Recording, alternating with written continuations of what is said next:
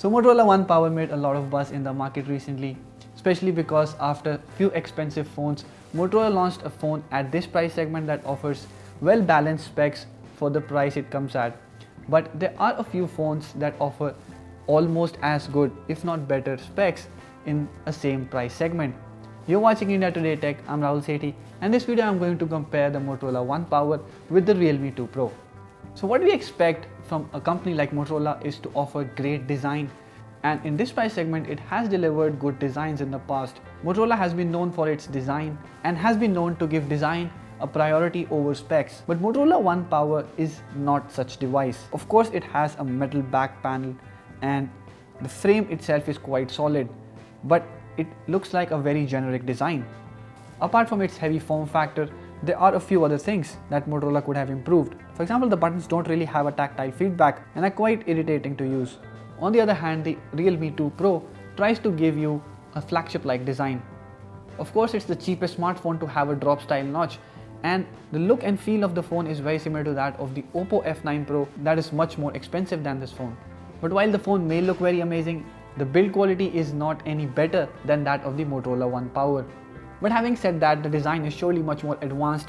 You'll see the challenges to create a drop style notch are in itself quite a many. Like the earpiece is moved to a tiny space between the screen and the body, and the sensors like the ambient light and proximity sensors are placed below the display. So if you talk about the design, the Realme 2 Pro surely has an advantage over the Motorola One Power.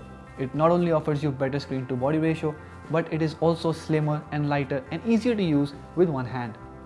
Next, you'll see that up front, the display quality of the Realme 2 Pro also looks better than the Motorola One Power.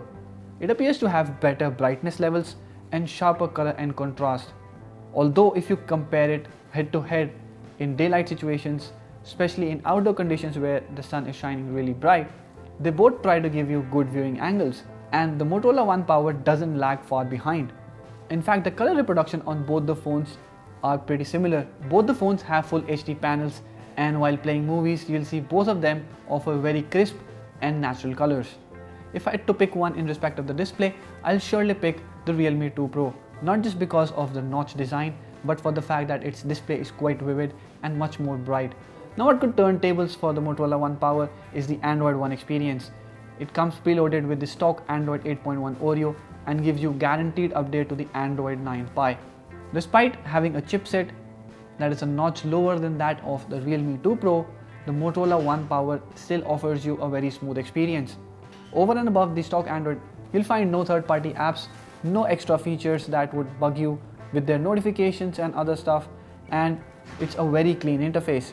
On the other hand, the Realme 2 Pro runs Oppo's ColorOS on top of the Android 8.1 Oreo. I wouldn't say it's slow, but it is filled with a lot of features and third-party apps that may bug you at one point of time.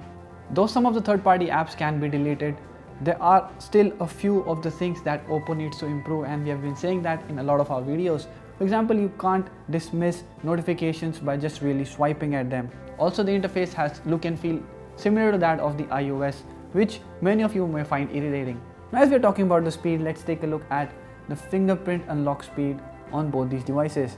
While the Realme 2 Pro opens in a blink of an eye, the Motorola One Power takes a second or two to get you to the home screen. Something that you would not really expect of a Motorola phone. In fact, Redmi Note 5 Pro and many other phones in this price segment offer you a very fast fingerprint scanner, but that on the Motorola One Power is very slow in that regard. Talking about battery, surely the Motorola One Power has a 5000 mAh battery capacity which will last you much more, but to top it off, it also offers you fast charging, which is missing on the Realme 2 Pro. The Oppo phone is bundled with a 10-watt charger and takes almost 2 hours to charge fully. On the other hand, the Motorola One Power comes with an 18-watt charger and takes the same time. Now let's take a look at the camera quality these two phones offer. Both phones have a 60-megapixel primary camera at the rear and a 60-megapixel selfie shooter as well. If you take a look at the photos taken from the rear camera, the Realme 2 Pro turns out to be slightly better almost all of the times. It captures better dynamic range and much more accurate colors. Though in good light you won't see much of a difference, as both of these phones capture good photos, and it's only in low light situations that you will see the Realme 2 Pro has an upper hand. It captures better details, and thanks to an f1.7 aperture, it also captures slightly better light. compared to the Moto One Power. Noise is less, colors are more accurate, and overall the photos are much more sharper in case of the Realme 2 Pro.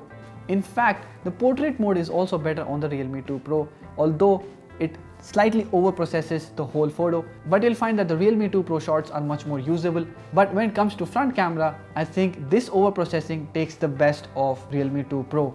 We turned off all the beautification mode and found that the overprocessing goes to such an extent that it ruins the photo. On the other hand, Motorola One Power's shot remains very natural and captures crisp and accurate colors. Although in low light it may not appear to be capturing as good a photo, but if you look closely, it is surely a better shot compared to that captured by the Realme 2 Pro. The overall processing algorithm and the lens on the front camera used by the Motorola One Power allows you to capture photos like these. The Realme 2 Pro's front camera cannot really capture these subtle light variations. So which phone should you buy? The Motorola One Power with fast charging, stock Android interface, a big battery, and overall nice cameras doesn't really look a bad option at 16,000 rupees. But the Realme 2 Pro also comes very close. The 6GB, 64GB variant that comes at the same price as the Motorola One Power, it offers you much better hardware, faster fingerprint scanner and faster overall performance, lighter and much better looking design, and a brighter and more vivid display. And this comes from a brand that recently started its journey in the market. Surely means something for Motorola. Do let us know what you think about this in the comment section below, and if you like this video, hit the thumbs up button and share it with your friends. Also let us know which of these two phones would you pick in this price segment. Thank you for watching this video. Have a nice day.